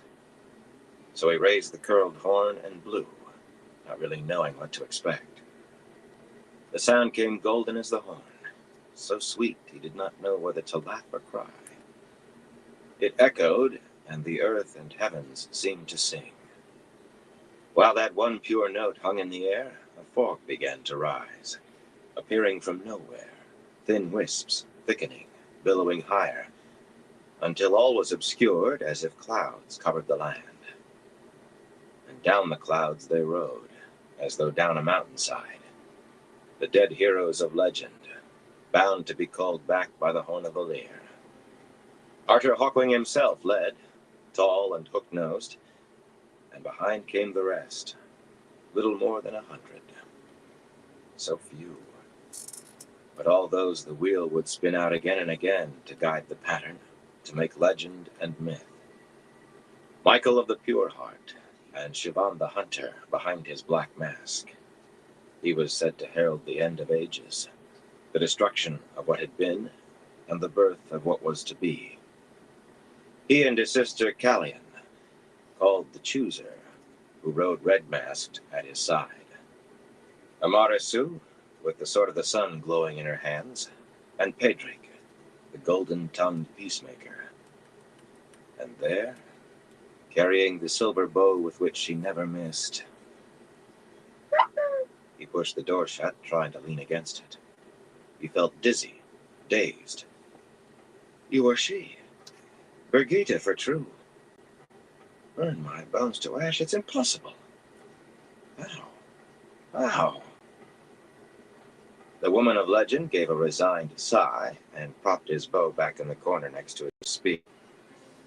I was ripped out untimely, Hornsounder, cast out by Moghedien to die, and saved by Elaine's bondage. She spoke slowly, studying him as to be sure he understood. I feared you might remember who I used to be. Still feeling hit between the eyes, he flung himself scowling into the armchair beside his table. Who she used to be, indeed. Fists on hips, she confronted him challengingly, no whit different from the Brigitte he had seen right out of the sky. Even her clothes were the same, though this short coat was red and the wide trousers yellow. Elaine and Nynaeve know and kept it from me, true? I weary of secrets, Brigitte. And they harbor secrets as a grain barn harbors rats. They've become Aes Sedai, eyes and hearts. Even Nynaeve is twice a stranger now. You have your own secrets. Folding her arms under her breasts, she sat on the foot of his bed. The way she looked at him, you would have thought he was a tavern puzzle. For one, you've not told them you blew the horn of Valir. The smallest of your secrets from them, I think. Matt blinked. He had assumed they had told her. After all, she was Brigitte. What secrets do I have? Those women know my toenails and dreams. She was Brigitte. Of course. He leaned forward. Make them see reason. You're Brigitte Silverbow. You can make them do as you say. This city has a pit trap at every crossing, and I fear the stakes grow sharper by the day. Make them come away before it's too late. She laughed, put a hand over her mouth, and laughed. You have the wrong end, Horn Sounder. I do not command them. I am Elaine's warder. I obey. Her smile became rueful. Brigitte Silverbow. Faith of the light, I'm not sure I still am that woman. So much of what I was and knew has faded like mist beneath the summer sun since my strange new birth. I'm no hero now, only another woman to make my way. And as for your secrets, what language do we speak, Horn Sounder? He opened his mouth and stopped, really hearing what she had just asked. Nasana Irogavana de Marakashi, Denen de Mapravena. Speak we what language, Sounder of the Horn? The hair on his neck tried to stand. The old tongue, he said carefully, not in the old tongue. An Aes Sedai once told me the old blood runs strong in... What are you bloody well laughing at now? You, Matt, she managed while trying not to double over. At least she was not speaking the old tongue anymore either. She knuckled a tear from the corner of her eye. Some people speak a few words, a phrase or two because of the old blood, usually without understanding what they say, or not quite. But you, one sentence you're an Aharoni High Prince, and the next a First Lord of Manetheren, accent and idiom perfect. No, don't worry, your secret is safe with me. She hesitated. Is mine with you? He waved a hand, still too flabbergasted to be offended. Do I look like my tongue flaps? He muttered. Brigitte, in the flesh. Burn me, I could use a drink. Before that was out of his mouth, he knew it was the wrong thing to say. Women never... That sounds the right notion to me, she said. I could use a pitcher of wine myself. Blood and ashes, when I saw you'd recognized me, I nearly swallowed my tongue. He sat up straight, as if he had been jerked, staring. She met his gaze with a merry twinkle and a grin. There's enough noise in the common room. We could overtalk without being overheard. Besides, I wouldn't mind sitting and looking a bit. Elaine preaches like a Tovin counselor if I ogle a man for longer than a heartbeat. He nodded before he thought. Other men's memories told him Tovins were a stark and disapproving people, abstemious to the point of pain. At least they had been, 1,000 years gone and more. He was not sure whether to laugh or groan. On the one hand, a chance to talk with Brigitte. Brigitte! He doubted he would ever get over the shock. But on the other, he doubted he would be able to hear the music downstairs for the noise of those dice rattling in his skull. She must be a key to it somehow. A man with any brains would climb out the window right now. A picture or two sounds fine to me, he told her. A stiff salt breeze up from the bay carried a touch of coolness for a wonder, but the night felt oppressive to Nynaeve. Music and snatches of laughter drifted into the palace, and faintly from within as well. She had been invited to the ball by Tylan herself, and Elaine and Avienda too, but all declined with varying degrees of politeness. Avienda had said there was only one dance she was willing to do with Wetlander men, which made Tylan blink uncertainly. For herself, Nynaeve would have liked to go. Only a fool passed up any chance to dance. Yet she knew if she had, she would have done exactly what she was doing, sat somewhere worrying and trying not to chew her knuckle to a nub. So there they all were, closeted in their apartments with Tom and Jewel, and anxious as caged cats, while everyone else in Ebou Dar made merry. Well, she was, anyway. What could be keeping Birgitta? How long did it take to tell a man to present himself first thing in the morning? Light. The whole effort was useless, and it was long past time for bed. Long past.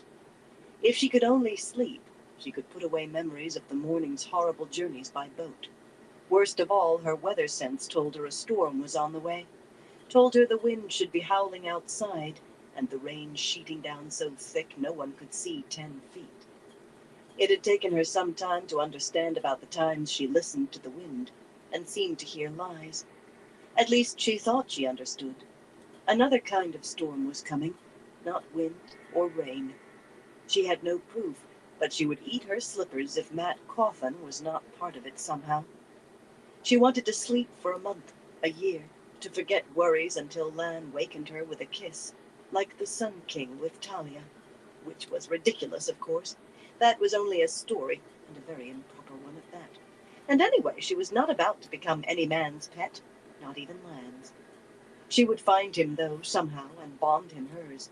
She would light. If she had not thought the others would stare at her, she would have paced the soles out of her slippers. The hours wore on. She read and reread the short letter Matt had left with Tylan.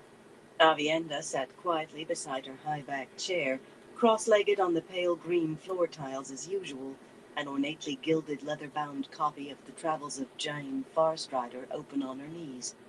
No anxiety there, not to see. But then the woman would not turn a hair if someone stuffed a viper down her dress.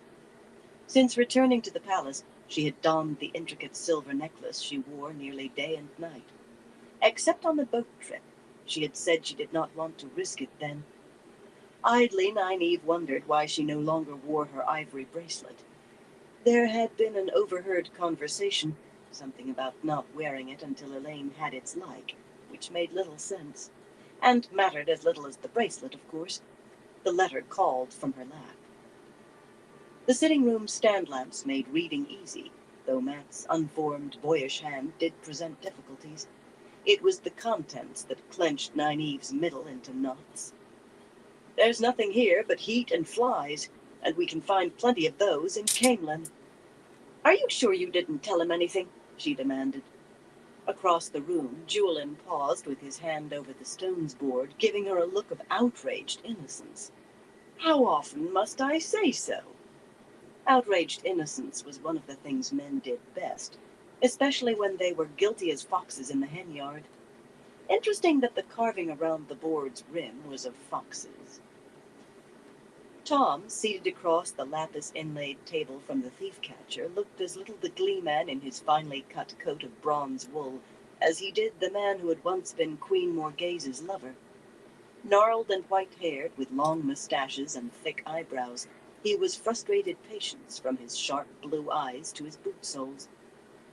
I can't see how we could have, Nynaeve, he said dryly, given that you told us next to nothing until tonight.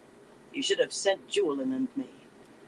Nynaeve sniffed loudly, as if those two had not been running around like chickens with their heads off ever since they arrived, prying into her and Elaine's affairs on Matt's say-so. Those three could not be together 2 minutes without gossiping either. Men never could. The truth of it was, she admitted reluctantly, using the men had never occurred to them. You'd have gone off carousing and drinking with him, she muttered. Don't tell me you would not.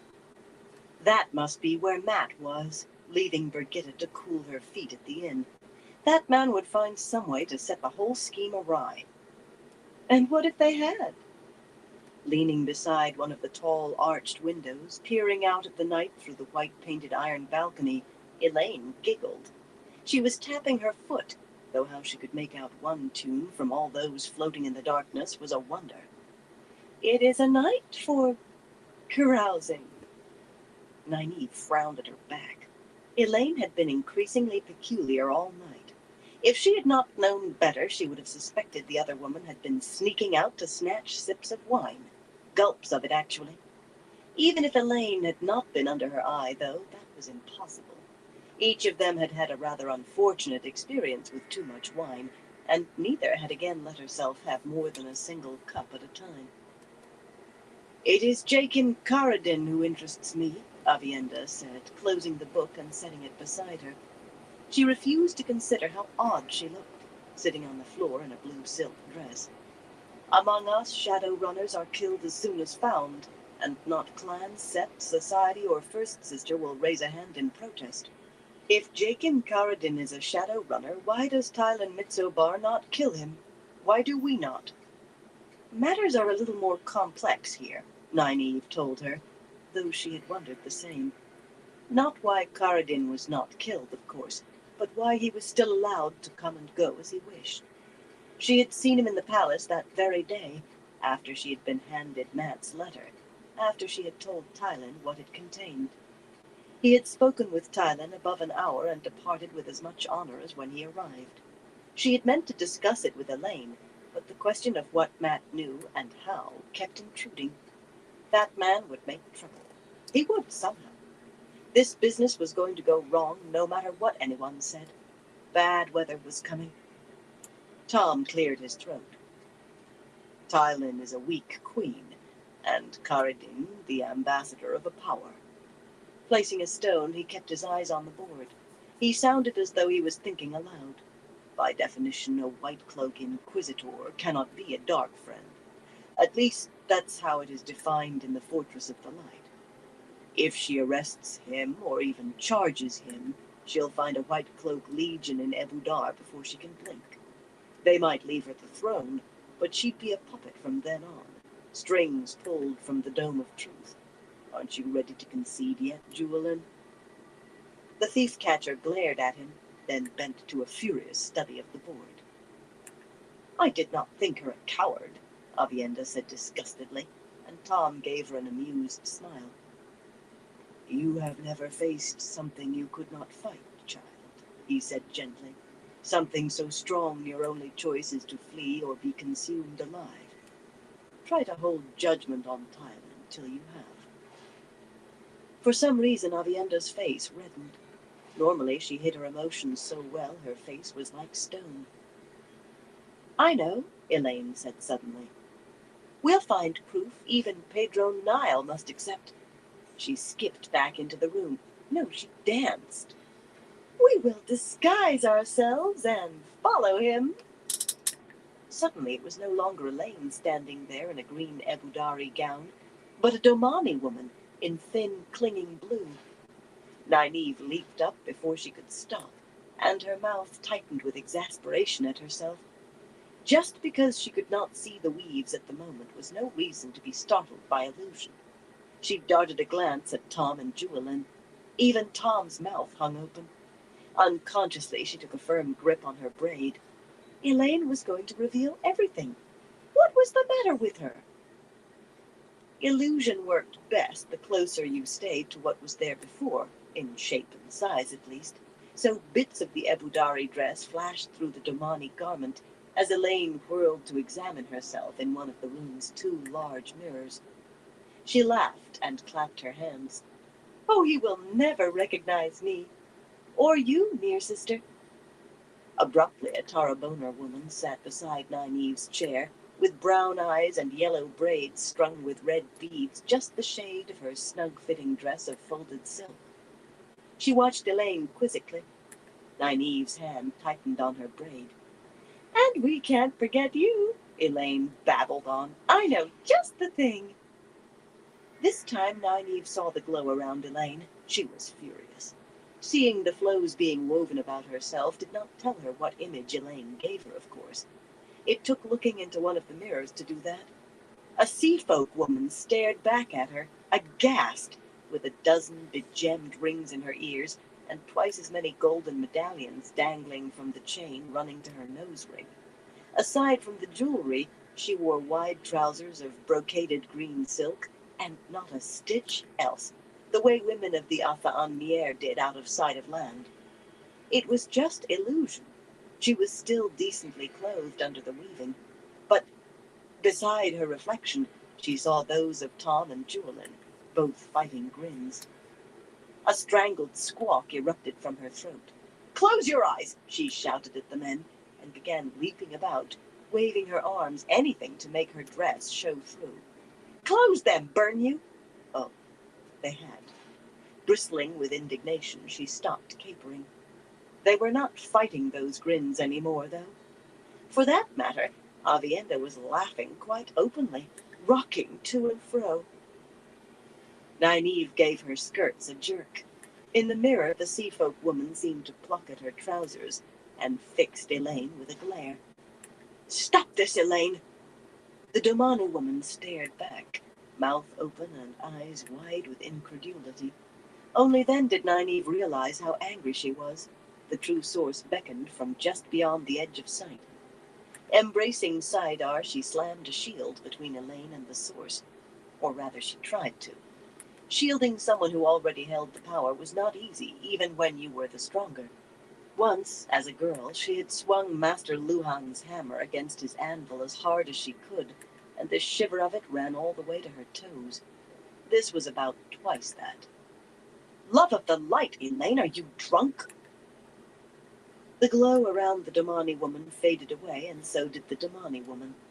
Nynaeve knew the weave was gone from around herself, but she still glanced at the mirror and drew a relieved breath to see Nynaeve Almiera there in yellow/blue.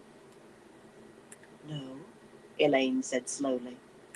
Color burned in her face, but it was not embarrassment, or not entirely. Her chin rose and her voice frosted. "I am not." The door to the corridor banged open, and Brigitta staggered in with a broad smile. Well, perhaps she did not quite stagger, but she was decidedly unsteady. "I did not expect you all to remain awake for me," she said brightly. "Well, you'll be interested to hear what I have to say. But first," with the two steady steps of someone carrying considerable drink inside, she vanished into her room. Tom stared at her door with a bemused grin, Julian with an incredulous one. They knew who she was, the truth of it. Elaine just glared down her nose. From Brigitta's bedchamber came a splashing, as if a pitcher had been upended on the floor.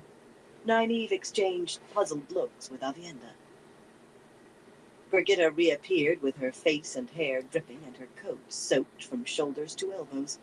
"Now my wits are clearer," she said, settling into one of the ball-footed chairs with a sigh. "That young man has a hollow leg and a hole in the bottom of his foot. He even outdrank Beslan, and I was beginning to think wine was water to that lad." "Beslan?" Nynaeve said, her voice rising. "Tylin's son? What was he doing there?" "Why did you allow it, Brigitta?" Elaine exclaimed. "Matt Coffin will corrupt the boy, and his mother will blame us." "The boy is the same age as you," Tom told her in stuffy tones. A baffled look passed between Nynaeve and Elaine. What was his point?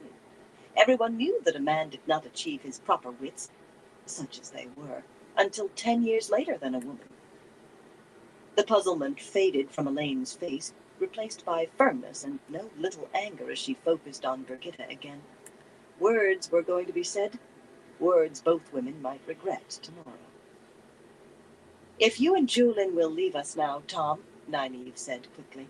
It was extremely unlikely they would see the need on their own. "You need your sleep to be fresh first thing in the morning." They sat there, gaping at her like belled fools, so she made her tone firmer. "Now?" "The game was done 20 stones ago," Tom said, glancing at the board. "What do you say we go down to our own room and start another? I'll spot you 10 stones to place as you will any time during the game. 10 stones? Julian yelped, scraping back his chair. Will you offer me fish broth and milk bread as well? They argued all the way out, but at the door each of them glanced back in sullen resentment. She would not put it past them to remain awake all night, just because she had sent them to bed. Matt won't corrupt Veslin, Birgitta said dryly as the door closed behind the men. I doubt 9 feather dancers with a shipload of brandy could corrupt him. They wouldn't know where to begin. Nynaeve was relieved to hear it, though something was odd about the woman's tone, likely the drink. But Veslin was not at all the issue. She said so, and Elaine added, No, he isn't. You got drunk, Birgitta, and I felt it. I still feel tipsy if I don't concentrate. The bond is not supposed to work that way. Aes Sedai don't fall over giggling if their warders drink too much. Nynaeve threw up her hands. Don't look at me that way, Birgitta said. You know more than I do. Aes Sedai and warders have always been men and women before. Maybe that's the difference. Maybe we're two alike. Her grin was skewed slightly. There had not been near enough water in that pitcher. That might be embarrassing, I suppose.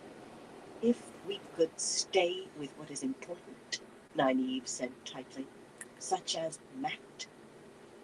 Elaine had her mouth open for a retort to Birgitta, but she closed it quickly, the red spots in her cheeks most definitely chagrin this time. Now, Nynaeve went on, will Matt be here in the morning, or is he in the same revolting state as you? He might come, Birgitta said, taking a cup of mint tea from Avienda, who of course sat down on the floor. Elaine frowned at her a moment, then of all things folded up her legs and sat beside her. What do you mean he might? Nynaeve demanded. She channeled, and the chair she had been sitting in floated over to her, and if it banged to the floor, she meant it to. Drinking too much, sitting on the floor. What was next? If he expects us to come to him on hands and knees. Birgitta took a sip of the tea with a grateful murmur, and oddly when she looked at Nynaeve again, she did not seem so intoxicated. I talked him out of that. I don't think he was really serious. All he wants now is an apology and thanks. Nynaeve's eyes popped. She had talked him out of that? Apologize? To Matrim Cawthon? Never, she growled. For what? Elaine wanted to know, as if that mattered. She pretended not to see Nynaeve's glare. The Stone of Tyr, Birgitta said, and Nynaeve's head whipped around. The woman no longer sounded intoxicated at all. He says he went into the stone, him and Julian, to free the pair of you from a dungeon you couldn't escape on your own. She shook her head slowly, in wonder. I don't know that I would have done that for anyone short of Gaidal. Not the stone. He says you gave him a backhanded thanks and made him feel he ought to be grateful you didn't kick him. It was true in a way, but all distorted. There Matt had been with that mocking grin of his, saying he was there to pull their chestnuts off the fire or some such. Even then he had thought he could tell them what to do. Only one of the Black Sisters was on guard in the dungeon, Nynaeve muttered, and we had taken care of her. True, they hadn't yet been able to figure out how to open the door, shielded. Balal wasn't really interested in us anyway. It was just to lure Rand. Warraine may already have killed him by then, for all we know. The Black Ajah. Birgitta's voice was flatter than the floor tiles. And one of the Forsaken. Matt never mentioned them. You owe him thanks on your knees, Elaine. Both of you do. The man deserves it. And Julian as well. Blood rushed to Nynaeve's face. He had never mentioned? That despicable man. I will not apologize to Matrim Cawthon, not on my deathbed. Avienda leaned toward Elaine, touching her knee. Near sister, I will say this delicately. She looked and sounded about as delicate as a stone post. If this is true, you have toe toward Matt Cawthon, you and Nynaeve, And you've made it worse since, just by the actions I have seen. Toe, Nynaeve exclaimed. Those two were always talking about this toe foolery. We aren't Aiel, Aviendha, and Matt Cawthon is a thorn in the foot to everybody he meets. But Elaine was nodding. I see. You are right, Aviendha. But what must we do? You will have to help me, dear sister. I don't intend to try to become Aiel, but I want you to be proud of me. We will not apologize, Nynaeve snapped. I have pride in knowing you, Aviendha said, touching Elaine's cheek lightly. An apology is a beginning, yet not enough to meet Toe now. Are you listening to me? Nynaeve demanded. I said I will not apologize. They went right on talking. Only Birgitta looked at her, and the woman wore a smile not far from outright laughter. Nynaeve throttled her braid with both hands. She had known that they should have sent Tom and Jewel in. Chapter 22. Small Sacrifices.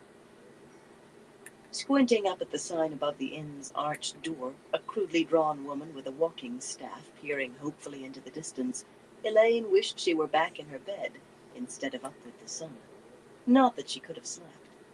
Mulhara Square stood empty behind her except for a few creaking ox and donkey carts on their way to the markets, a scattering of women balancing huge baskets on their heads.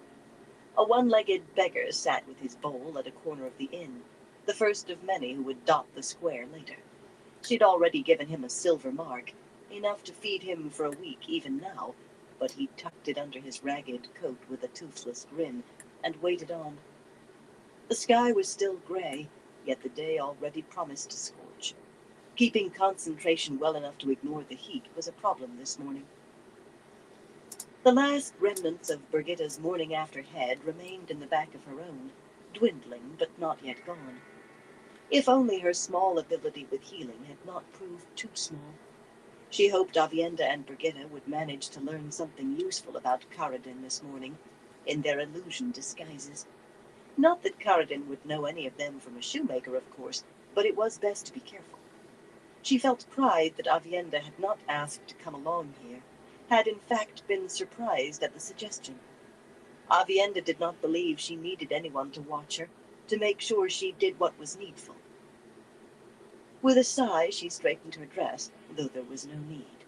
Blue and cream with a bit of cream-colored Vandalra lace, the garment did make her feel just a touch exposed. The only time she had balked at donning a local fashion was while she and Nynaeve traveled to Tanchico with the sea folk. But in its own way, Abu Dari fashion was almost... She sighed again. She was just trying to delay. Aviendha should have to come to lead her by the hand. I will not apologize, Nynaeve said suddenly at her shoulder. She clutched her own gray skirts with both hands, staring at the wandering woman as though Moghedien herself waited inside. I won't. You should have worn white, after all, Elaine murmured, earning a suspicious sideways glance. After a moment, she added, You did say it was the color for funerals, which produced a satisfied nod, though it was not what she had meant at all. This would be a disaster if they could not keep peace among themselves. Birgitta had had to settle for an infusion of herbs this morning, and a particularly bitter mix at that, because Nynaeve claimed she was not angry enough to channel. She had gone on in the most dramatic manner about funeral white being the only suitable color, insisted she was not coming, until Elaine dragged her out of their apartments, and announced at least 20 times since that she would not apologize. Peace had to be kept, but you agreed to this, Nynaeve. No, I don't want to hear any more about the rest of us bullying you. You agreed, so stop sulking. Nynaeve spluttered, eyes going wide with outrage. She was not to be diverted, though, despite one fiercely incredulous sulking under her breath. We need to discuss this further, Elaine. There is no need to be so hasty. There must be 1,000 reasons why this won't work, ta'veren or no ta'veren, and Matt Cawthon is 900 of them. Elaine gave her a level look. Did you deliberately choose the bitterest herbs that would work this morning? Wide-eyed outrage turned to wide-eyed innocence, but red stained Nynaeve's cheeks. Elaine pushed open the door. Nynaeve followed, muttering. Elaine would not have been surprised if she stuck out a tongue, too. Selkie was not even in it this morning. The smell of breads baking wafted from the kitchens, and all the shutters were open to air out the common room. A plump-cheeked serving woman standing atop a tall stool stretched on tiptoes to take down the draggled evergreen branches from above the windows, while others replaced tables and benches and chairs that must have been taken away for the dancing. This early no one else was about, except for a skinny girl in a white apron, sweeping half-heartedly with a brush broom. She might have been pretty if her mouth had not seemed set in a constant pout. There was surprisingly little mess, considering that inns were supposed to be riotous, even licentious during festivals. A part of her wished she could have seen it, though. "Could you direct me to Master Cawthon's rooms?" she asked the skinny girl with a smile, proffering 2 silver pennies. Nynaeve sniffed. She was tight as the skin on a fresh apple. She'd given the beggar 1 copper. The girl eyed them sullenly, and surprisingly the coins as well, and mumbled something sour that sounded like, "A gilded woman last night and ladies this morning." She gave directions grudgingly. For a moment Elaine thought she intended to scorn the pennies, but on the point of turning away, the girl snatched the silver from her hand without so much as a word of thanks, pausing only to tuck them into the neck of her dress of all places, before she set to swinging her broom, as if to beat the floor to death. Perhaps she had a pocket sewn in there. "You see," Nynaeve grumbled under her breath. "You marked me. He tried to push his attentions on that young woman. That's the sort of man you want me to apologize to."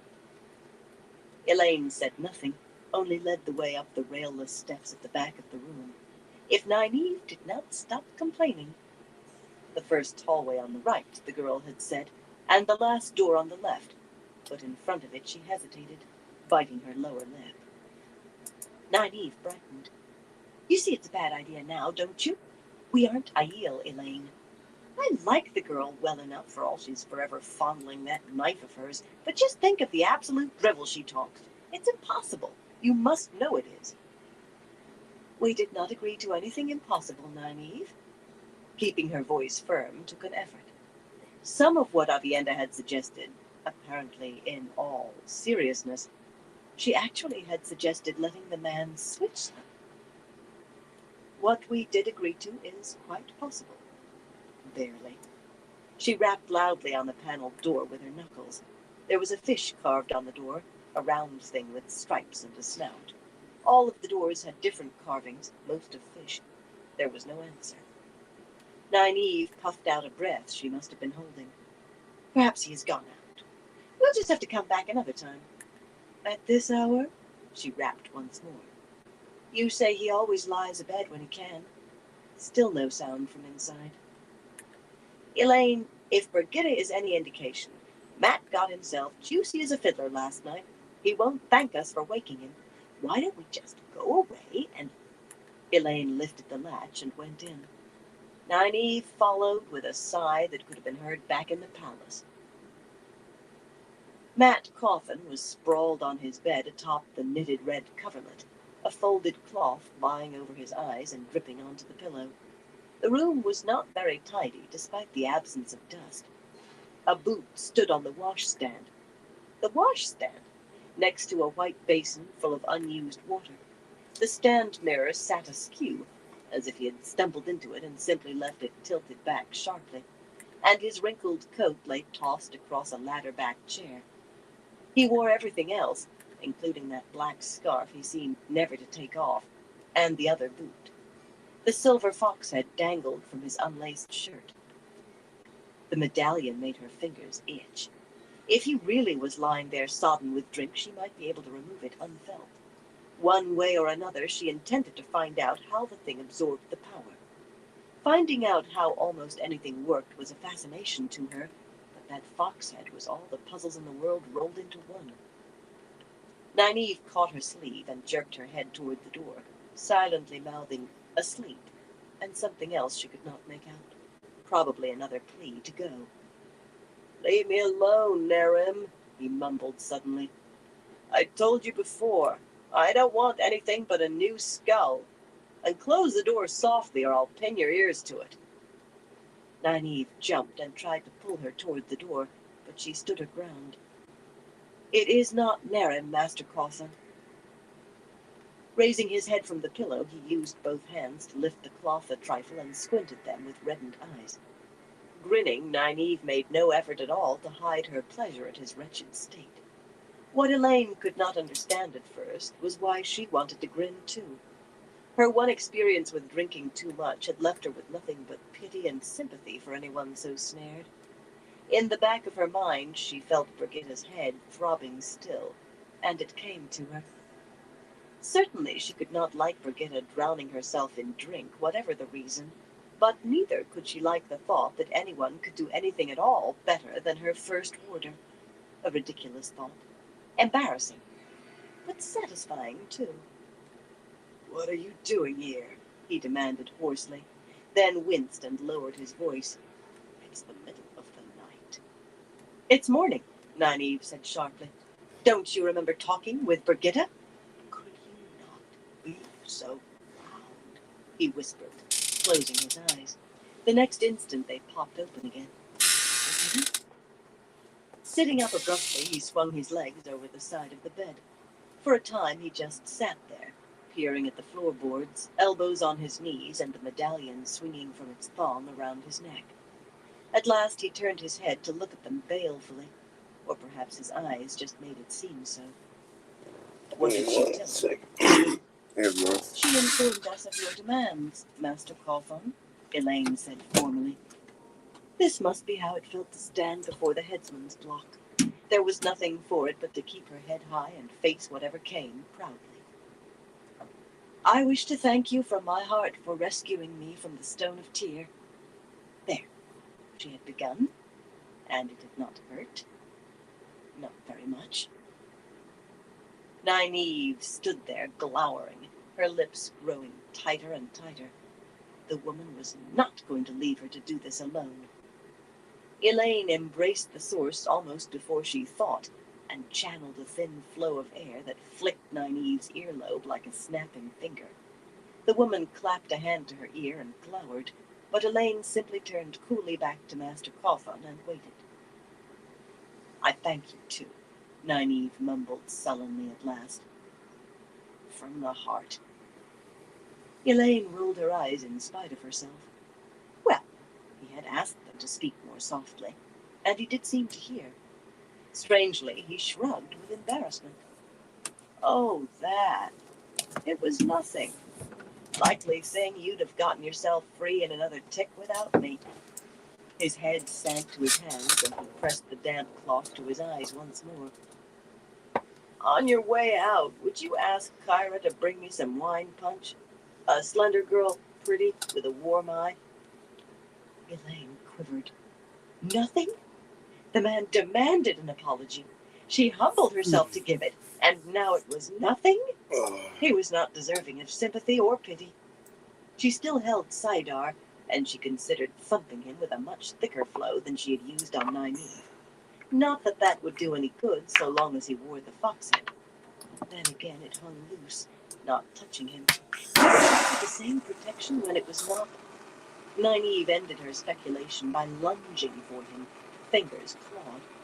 Elaine managed to put herself between them and seize the other woman by the shoulders.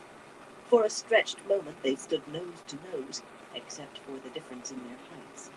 With a grimace, Nynaeve finally relaxed, and Elaine felt it was safe to release her. The man still had his head bowed, all unaware.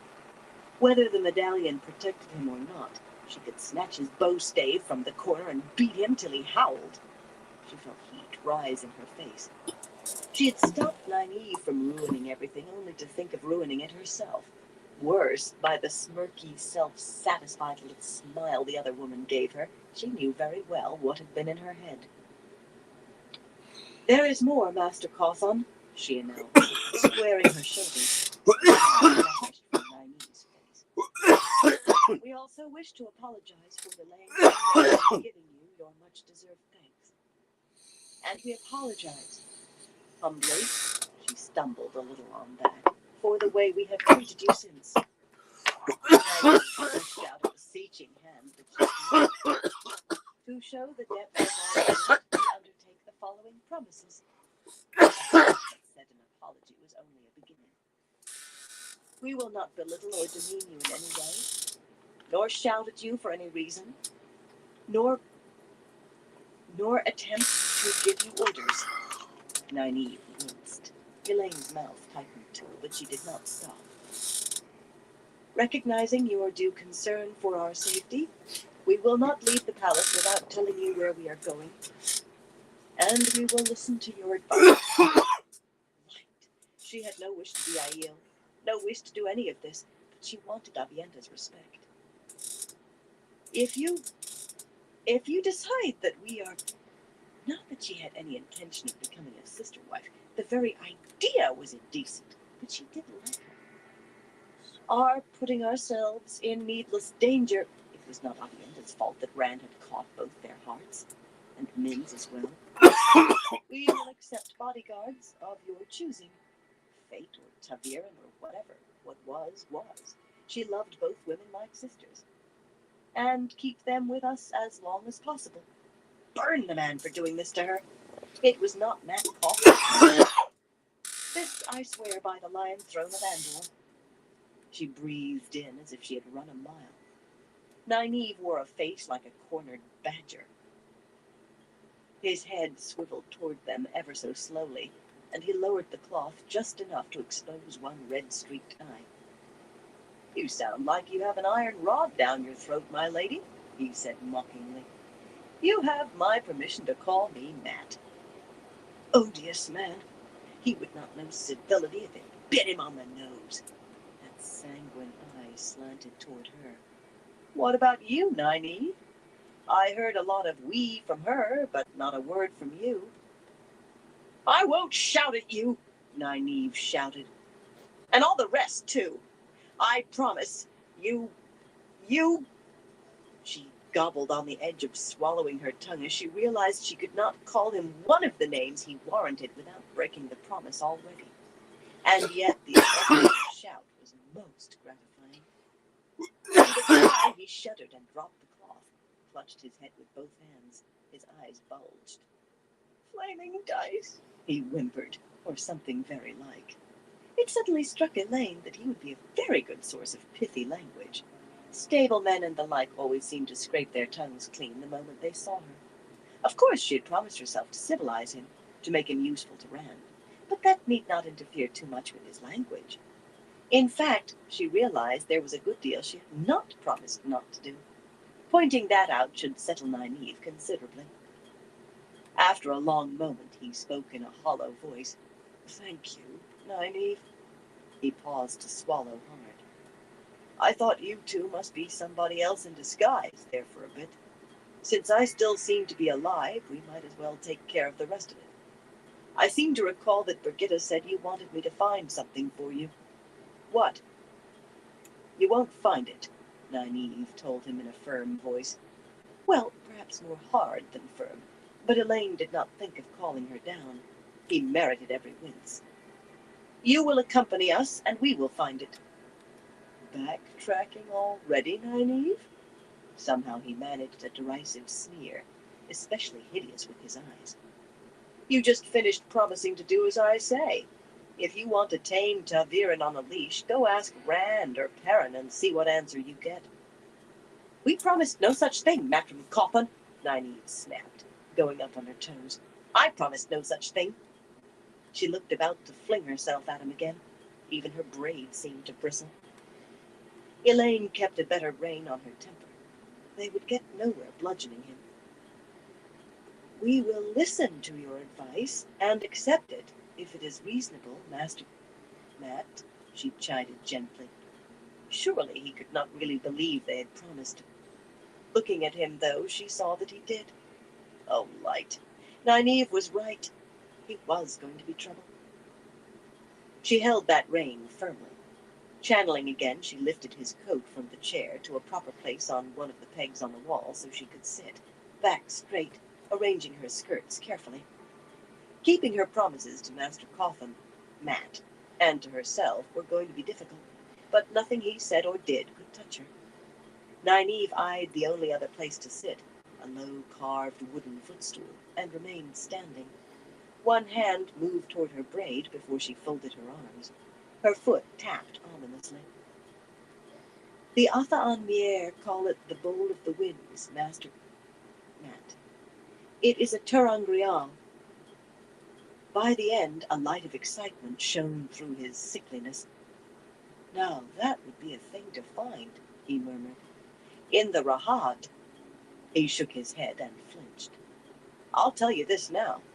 Neither of you is setting foot on the other side of the river without 4 or 5 of my red arms each.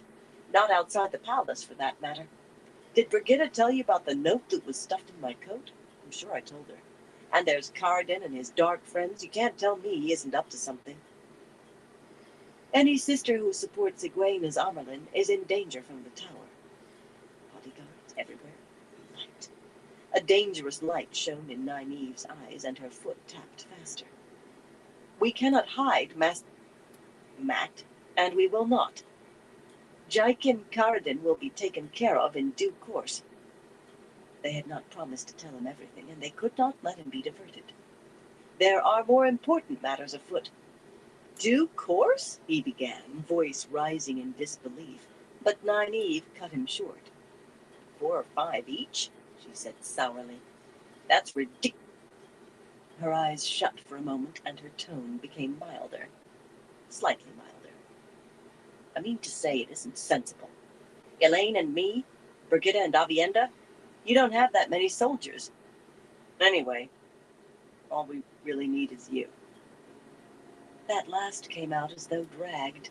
It was too much an admission. Brigitta and Avienda don't need minders, he said absently. I suppose this Bowl of the Winds is more important than Karadin, but it doesn't seem right, letting dark friends walk loose. Slowly, Nynaeve's face turned purple. Elaine checked her own in the stand mirror, relieved to see she was maintaining her composure. On the outside, anyway. The man was reprehensible. Minders? She was not sure which would be worse. All right, everyone. I'm going to call it into this life for now. I got to charge my tablet up. I want to thank Evan for stopping by, and everyone keeps stopping by and chilling with me. I definitely appreciate all y'all's support. Until next time, everyone, y'all stay safe out there.